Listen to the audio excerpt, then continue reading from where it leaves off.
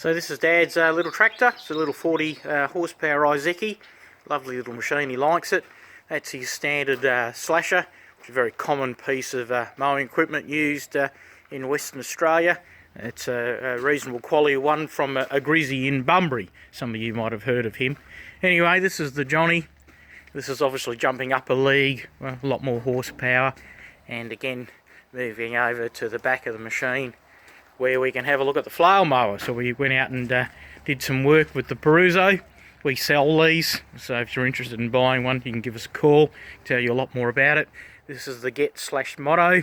We only sell stuff we use, which gives us the experience in advising customers on what they need to buy.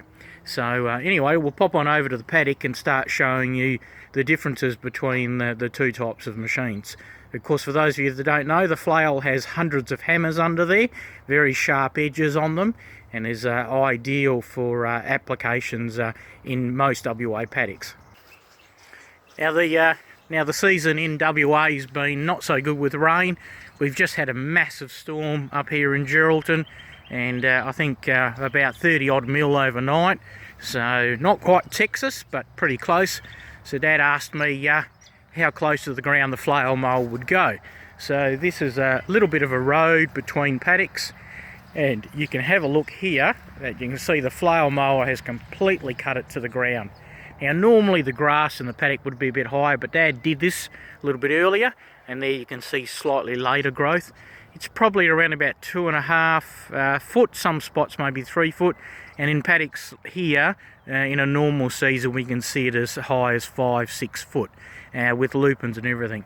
But again, if you come back and have a look at this, the flail has cut it right to the ground. I could go even lower than this, but this is just an example of how close to the ground it'll grow. So yeah, it's pretty impressive. Okay, so we're in the paddock that we were playing in yesterday, and anyway, here you'll see the remnants of some bushes I hit with the flail. Now that was with one pass, and it was wet yesterday, but to give you an idea of just how good this flail mower can be, there you can go, you can see it's torn up that bush. So that was just one pass. If we move over here a little bit, this was the second pass, and as you can see it's just mulched up everything. To give you an idea of how big this plot was here of scrub, if we look on over yonder, you'll see in the distance there a pile of the same or similar bush.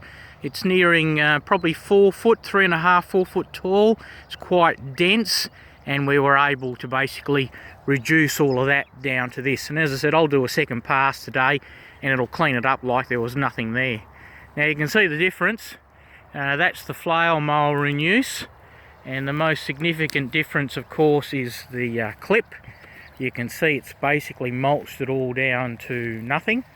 It doesn't give quite as smooth as the slasher because the flail is fixed. So I can get it to float, I just have to readjust it, and then it'll give a slightly smoother cut than this. But if you look at the clip, getting down on my hands and knees, it's cut at about 30 mil. 25, maybe even less, 30 mil. There's a little bit of a stand over there where the tyres are. And then there's the slasher. So this is Dad's work with the slasher. And again, slasher's doing a lovely cut.